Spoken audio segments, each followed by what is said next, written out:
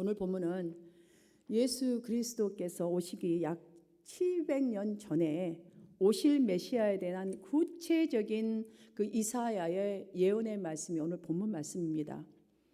여러분, 사실 이사야가 처음으로 이 예언을 한 것이 아닙니다. 이사야 전에도 여러 선지자들이 오실 메시아에 대해서 전했었습니다. 그런데도 사람들은 메시아에 대한 이 관심도 없고 믿으려 하지도 않았고 또한 그를 배척했음을 오늘 본문에서도 선명하게 느낄 수 있는데요. 2절을 보시면 왜 이렇게 영접하지도 않고 관심도 없고 또한 배척을 했는가?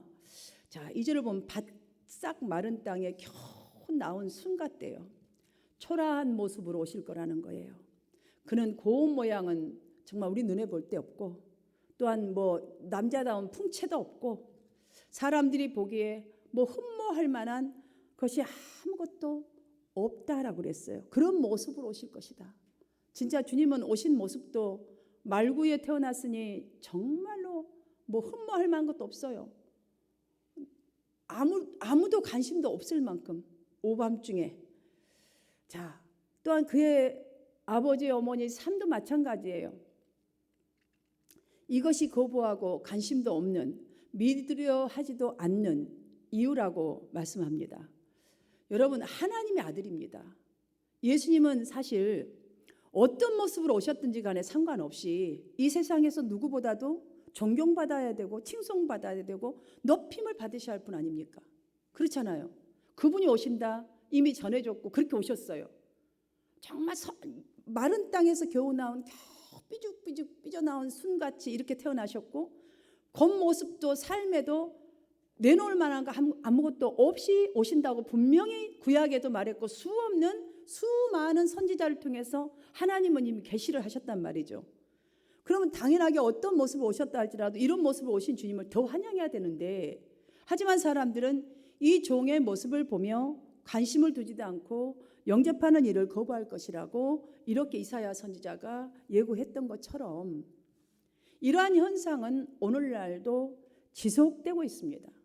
여러분의 신앙생활 잠시 한번 돌아보십시오. 정말 말씀이 하나님의 말씀으로 받고 그 말씀에 단 한 가지라도 그때그때마다 순종하려고 자신을 치는 걸 하는가?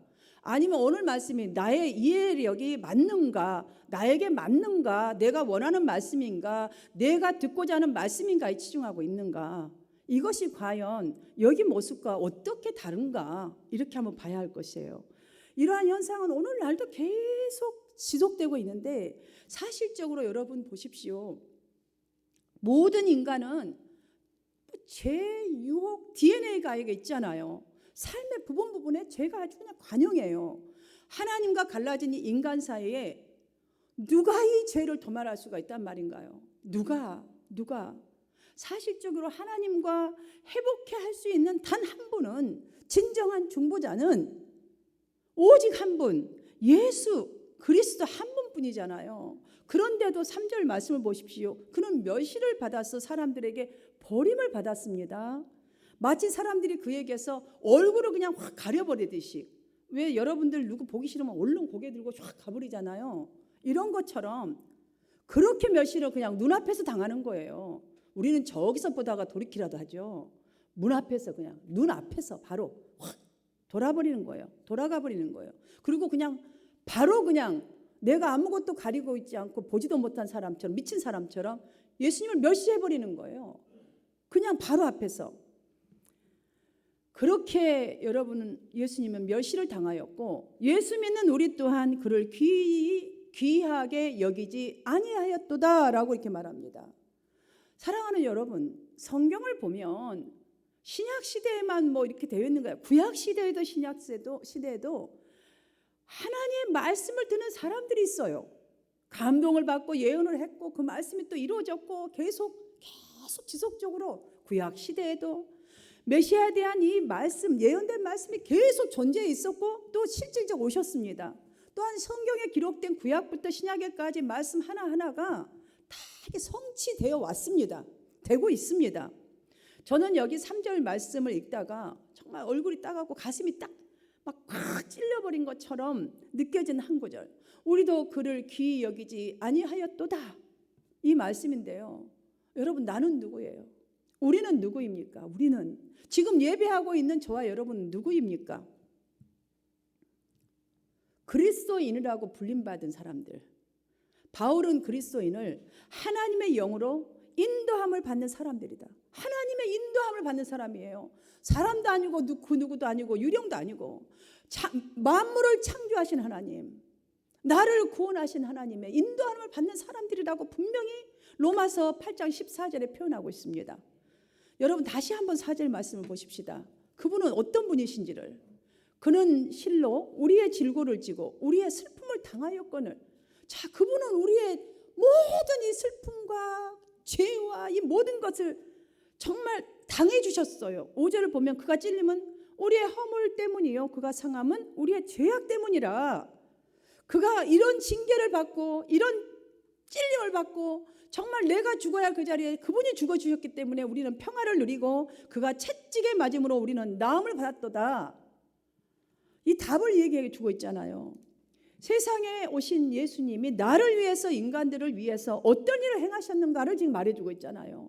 우리 한 사람 한 사람을 위해서 어떤 일을 행하였는가, 우리가 져야 하고 우리가 겪어야 할 그 우리의 모진 고난과 영원한 슬픔, 이 죄악, 지옥, 끊임없는 당해야 하는 이 슬픔이 이 땅에 오신 그리스도께서 대신 죽으심으로 당하여 주셨습니다. 여러분, 우리는 이 사실을 믿고 고백하는 사람들입니다. 예배하는 사람들입니다. 이 사실을 모르는 크리스찬은 없습니다. 그럼에도 불구하고 그를 기이하게 여기지 않는다는 거예요. 여러분은 어떻습니까?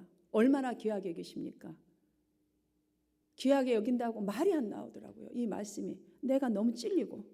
왜? 그것은 곧 어떤 찔림이었냐면 나의 죄에 대한 심각성을 지적하는 찔림이었어요. 우리의 죄에 대한 심각성, 우리의 믿음이 있다고 머리로만 있지 정말 우리가 그 죄에 대한 하나하나에 순종하지 못하고 내 고집대로, 내 마음대로, 내 스타일대로 신앙생활하는 이 죄악성을 지적하는 찔림이 바로 우리도 그를 귀하게 여기지 아니하였도다라는 말씀 속에서 너무너무 이 찔림이 오는 거예요. 성경은 분명히 말했습니다. 밝힙니다. 죄의 싹은 사망이라고. 우리는 죄의 싹은 사망이라는 이 진리에 대해서 조금이라도 좀 더 폭넓게 이해가 있어야 돼. 좀 더 깊은. 지금 여러분의 수준이 아니 좀 더 깊고 넓은 그 이해가 분명히 있어야 돼요. 단순히 예수를 믿지 않으면 지옥 간다? 아, 맞아. 영원한 지옥이야. 이 형별받는다는 이 종교적인 의식만 해서는 안 된다는 거예요. 이 의식만 우리는 팽배한 것 같아요. 지옥 간다, 이 의식만 팽배해요. 죄의 싹은 사망이란 것은 우리 각자의 모든 죄는 반드시 응당한 대가를 지불해야 한다는 말씀인데요.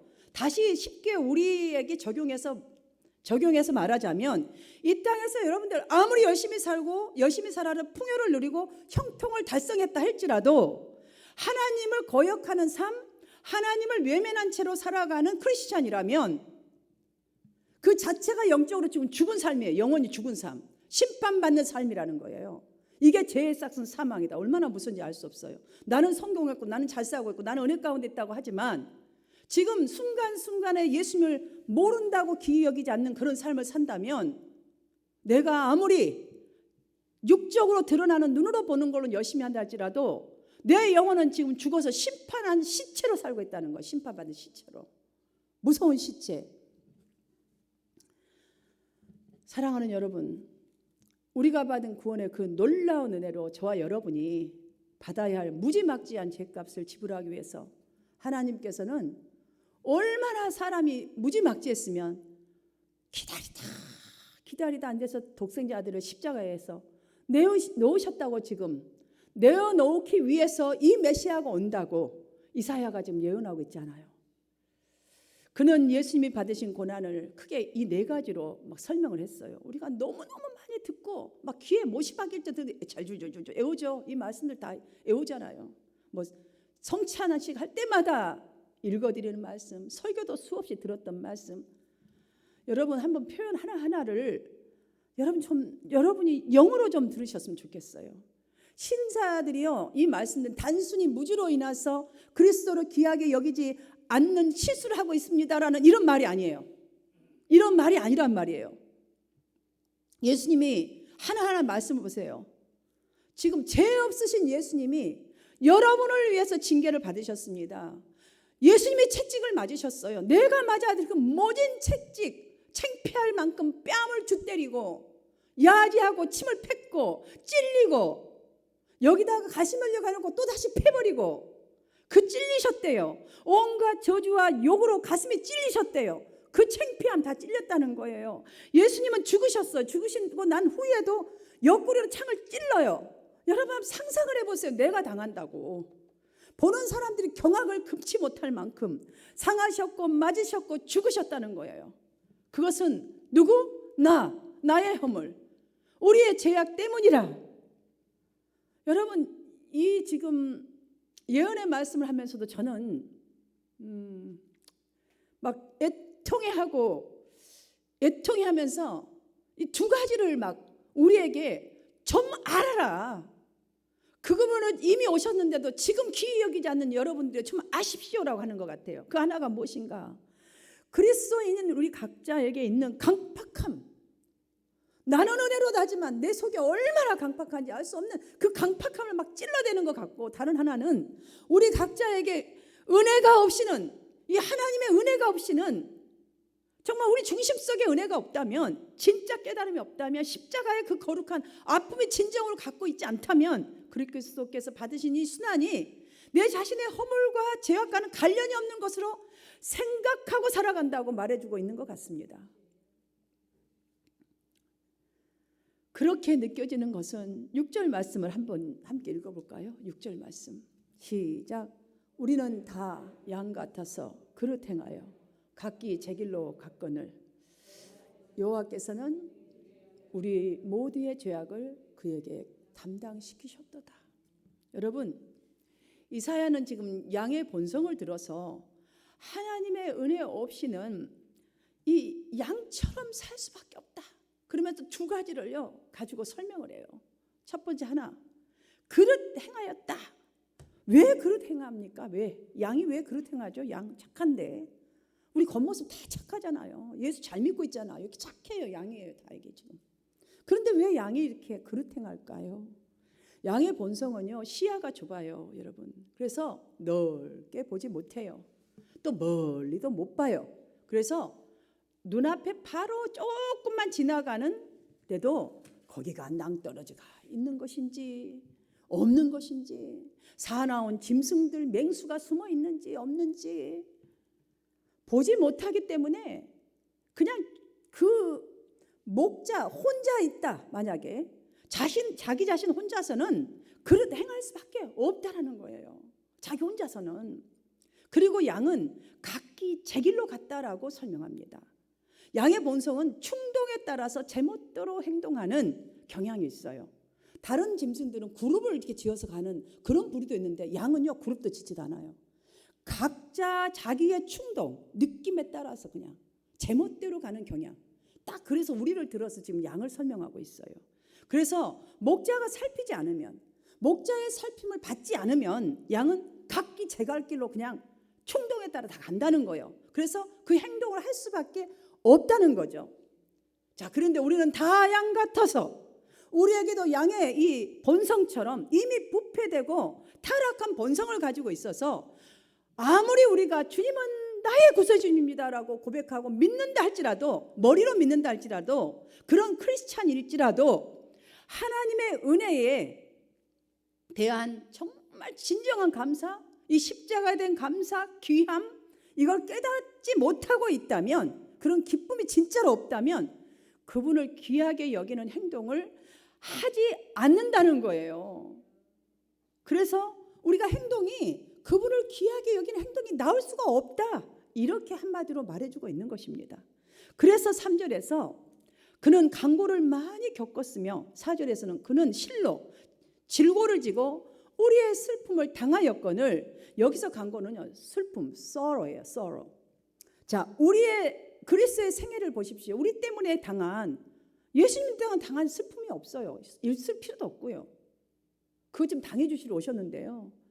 예수님이 한번 공생의 생활을 한번 쭉 보십시오. 그의 생활의 모든 특징들을 보면 끊임없는 슬픔과 고난의 연속이 될 것이라는 이 암시처럼 정말 예수님의 사역은 외적인 신체적인 고난도 많았었고 내적인 정신적인 고난도 많이 받으셨잖아요.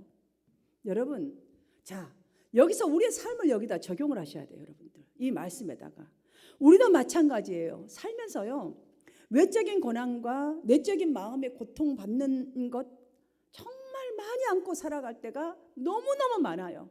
그래서 이러한 씁쓸한 생각이 들 때도 있죠. 정말 이 고생, 이 고난, 이 아픔, 주님 나라에 딱 주님 앞에 서는 그날까지 졸업식은 없을 거야. 없는 것 같아. 언제나 끝나고. 이런 생각 여러분 인생 살면서 분명히 한 번쯤은 해보셨을 거예요. 저는 많이 해요.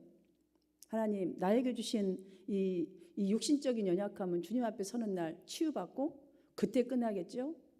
그래도 하나님, 이 사역을 감당하기에 부족함은 그래도 그 건강은 주셔서 사역하는 그날까지 하나님의 일에 성도들에게 내가 고민을 주거나 마음을 아프게 하는 일 있지 않도록 하나님, 그 정도는 저를 지켜주세요. 이렇게 제가 해요.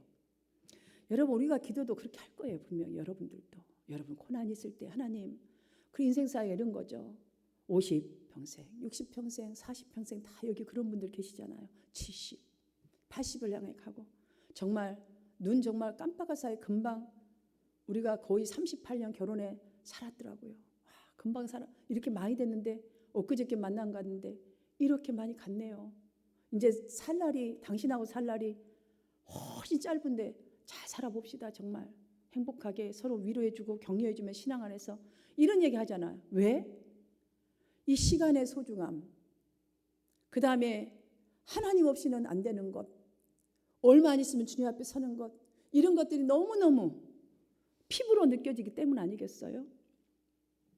사랑하는 여러분, 물론 이런 것 때문에 우리가 그렇다라고 저는 말을 하지 못하겠어요. 그러나 오늘날 성도들의 신앙생활 아니면 교회 안에서의 생활을 보면 주님의 교회를 위해서 어느 정도 선에서는 그러니까 어떻게 표현하면 가장 쉽겠냐면 자신이 기쁨을 얻는 선에서는 자신이 생각이 자신이 은혜가 받는 정도의 선에서는 교회 일을 감당합니다. 잘 감당합니다. 그러나 그리스도의 십자가와 같은 그 고난, 거룩한 이 힘든 일은 자신과 연결시키는 것을 하지 않습니다. 그래서 자신이 져야 할 분명히 그 앞에 있는 놓여있는 십자가예요. 그럼에도 불구하고 피해버려요. 아주 좋은 방법과 좋은 이유를 들어대서 피해버리죠. 거절합니다. 이것 때문에 여러분 분명히 아십시오. 이것 때문에 예수님을 귀히 여기지 않는 신앙이 될 수 있고 이것 때문에 예수님을 귀히 여기는 행동이 우리 신앙에서 나오지 않는다는 것을 오늘 이 시간 꼭 깨닫고 돌아가시기를 주님의 이름으로 축원합니다.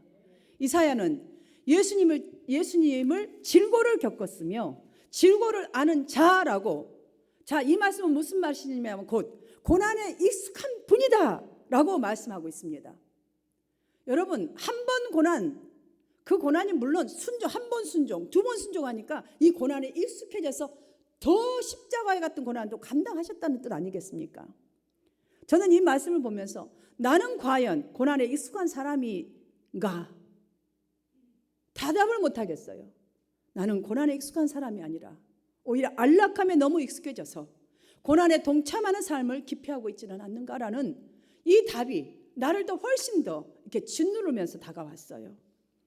왜냐하면 5절 말씀 보십시오. 그가 찔림은 나의 허물을 인함인데 그가 상함은 나의 죄악을 인함이라. 그가 징계를 받음으로 내가 평화를 누리고 구원을 받았어요. 주님의 은혜로 내가 목사가 됐지 내 능력으로 목사가 되었겠어요? 그가 채찍에 맞음으로 내가 나음을 입었다. 영혼을 보장받았지 않습니까? 예수님은 자신을 위해서 고난받으신 것이 아니잖아요.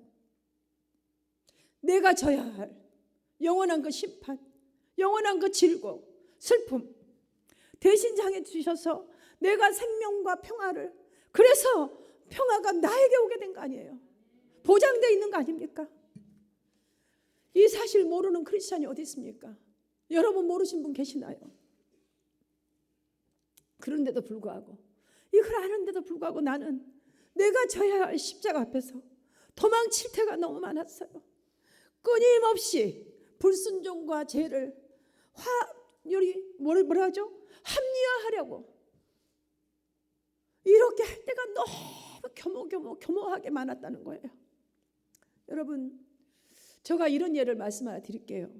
어느 기독교 학교에서 신입생을 이제 면접을 하잖아요. 이게 신학교 갈 때 다 면접을 합니다. 면접하는 그 자리에서 학생에게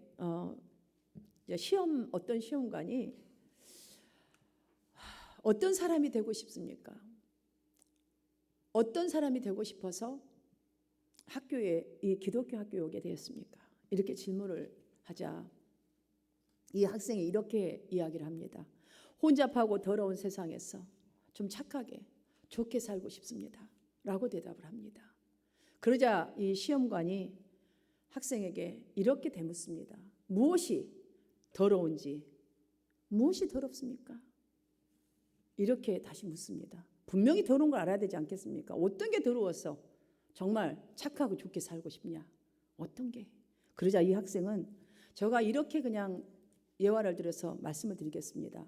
내 친구 중에는 자기 마음에 안 들면 아주 그냥 짓밟아버리는 그런 아이가 있습니다. 이와 같이 이 세상에는 더러운 것과 좋은 것이 있는데 나는 좋은 것을 따라서 살고 싶어서 이 학교에 왔습니다 라고 이렇게 대답을 합니다. 여러분, 이 대답을 들어보면 되게 긍정적이고 좋은 대답 같습니다.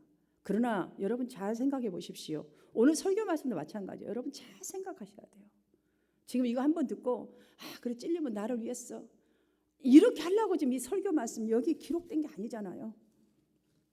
여러분, 너무나 좋은 것을 따라서 착하게 살고 싶다라는 긍정적인 것은 사실이지만 이 학생의 문제는 무엇이 더러운 것이며 무엇이 좋은 것인가 아직 분명한 분별력을 가지고 있지 않는 대답입니다. 이 대답은 우리가 신앙생활할 때 이 지금 어중뛰기에 서 있는 이 신앙이 너무 많다는 거예요. 내 자신 속에도.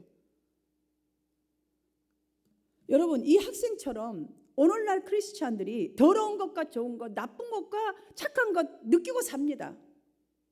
느끼고 살아요. 그러나 자기 자신이 분명한 기준을 가지고 있지 못합니다. 자기 자신은. 느끼면서 자기 자신은 지금 진짜로 분명하고 정확한 착함과 올바른 것을 향하여 진리를 향하여 살고 있다는 것, 그 기준은 갖고 있지 않습니다. 그러하기 때문에 그 기준이 희미하기 때문에 자기에게 유익이 되는 것은 좋은 것 혹은 착한 것이 되는 거죠. 자기한테 맞으니까 유익이 되니까 착하고 좋은 거예요. 그러나 자기에게 유익이 안 되면 말씀도요 destroyed 맞지 않아요. 여러분, 더러운 것, 나쁜 것이 되는 거예요. 이렇게 생각하는 사례가 너무나 깊은 이런 신앙 속에 있는 신자들이 너무나 많습니다. 여러분, 우리의 신앙에 이 분명한 기준이 있어야 따라야 하나님 보시기에 우리가 예수님의 십자가를 생각하면서 내가 져야 할 십자가가 연결시키는 이 신앙, 기본 신앙을 따라가야 갈 수가 있어요. 그래야 하나님 보시기에 그것이 바로 좋은 기본적인 신앙인 거예요. 그것이 착한 것이에요. 크리스찬은 그것이 구원의 평화가 오는 길인 거죠. 이 신앙의 기본이 우리 자신 개인에게 회복이 되어야만이 예수님의 십자가의 그 거룩한 고난에 내 자신도 자꾸 동참하게 되고, 그래야 하나님이 정말 예수님이 아버지 하나님께 순종하셨던 그 신실한 순종을 그때서야 배우게 되는 거예요. 내 몸에 짊어지게 되는 거죠. 그 거룩함을. 우리는 이것 따지고 저것 따지고. 여러분, 이거는요 기본적으로 지금 뭐가 잘못됐어요. 잘못됐어요. 지금 네 기본이 잘못돼서 이 십자가를 짊어지 제대로 좀 나를 따라 나를 배우라잖아요. 나를 배우라잖아요. 그럼에도 불구하고 우리는 다 따지고 내 형편에다 맞추는 거. 왜 내 형편에다 맞춰야 되냐고. 이 신앙을 하나님께 맞추는 게 그게 평화가 오는 것이고 그게 구원이 오는 길입니다. 여러분, 그래야 이 기본을 통과해야 자기의 감정과 감성을 조절하면서 자기 중심성을 지나서 하나님의 진리의 법이 선명해지는 예수님을 귀하게 여기는 행동이 그래야 지속적으로 더 변화가 일어나게 되고 더 진행되어지는 것이라는 거죠. 이사야는 지금 바로 그리스도의 낮아짐과 비천해지심, 그리고 그의 죽으심과 고난과 죽으심, 그 다음에 장사되심, 그 속에 구원의 위대한 승리의 결론이 있다는 것을 우리에게 이렇게 설명했어요. 본문 10절 후반절을 보시면 그의 영혼을 속건제물로 드리기에 이르면 죽어야 한다는 거예요. 그가 씨를 보게 되며 새 생명을 보게 되는 거예요. 그의 날은 길 것이요, 그래야 우리에게 영원히 보장되죠. 안 그래요, 여러분들? 또 그의 손으로 여호와께서 기뻐하시는 뜻을 성취하리로다. 복음이 성취되는 것이죠. 그래야 하나님 나라가 여러분 중심 가운데, 여러분 가정 가운데, 우리 교회 가운데, 이 땅 가운데 성취되는 거잖아요. 사랑하는 성도 여러분, 우리 모두의 죄악을 독생자에게 담당시키셨던 그 십자가의 사랑, 그 하나님의 사랑, 여러분 그냥 무작정 하나님의 사랑만 생각하지 마세요. 진정으로 여러분 그 사랑이 지금 어떤 것인지를 안다면 우리는 죄악을 벗삼아 살아갈 수가 없어요. 설령 벗삼을 수밖에 없는 그런 상황이 온다 할지라도 단절할 수밖에 없어요. 단절해야 하고요. 그리고 십자가를 더 이상 무의미하게 바라보고 끝나버리는 그런 신앙생활 할 수가 없는 거예요. 좀 더 내가 거룩한 십자가의 아픔을 짊어지고 그 생명을 향하여 가고 진정으로 하나님이 기뻐하신 뜻을 하늘나라가 임하는, 구원이 임하는 그 상태대로 그래야 나아갈 수가 있는 것입니다. 그래야 그런 우리가 이 세상 죄악 가운데 완영하고 편안을 추구하는 세상의 그 평안함과 세상의 안락함과 세상의 부를 향하여 쫓아가는 많은 사람들이 있다 할지라도 도리어 이사야서 이 1절 보십시오. 우리가 전한 것을 누가 믿었느냐? 믿지 않아요. 얼마나 외통스럽냐고요. 지금 이 말은요, 너무너무 아무도 믿지 않았어요. 아무도 믿지 않았어요. 이렇게 오고 오는 세대의 선지자의 말에도 아무도 믿지 않았어요. 이 소리 아니겠어요? 이렇게 이사야야 탄식하면서 전했던 이 말씀처럼 우리는 진정으로 참의 정신을 가지고 정말 그런 마음을 가지고 예수님께 관심 없고 예수를 귀하게 여기지 않는 이 시대를 인하여 정말 이런 가슴을 가지고 이런 애통함을 가지고 감내해야 할 수고, 감내해야 할 봉사, 감내해야 할 이 겸손, 감내해야 할 자기 부인, 감내해야 할 자기 십자가를 지기 위해서 정말 거룩한 아픔을 받기 위해서 여러분 한 발자국 한 발자국 예배 삶, 기도의 삶, 정말 이 봉사의 삶을 살아갈 줄 믿습니다. 사랑하는 성도 여러분 모두가 정말 이런 결정적인 변화를 이렇게 세우시기를 주님의 이름으로 축원합니다.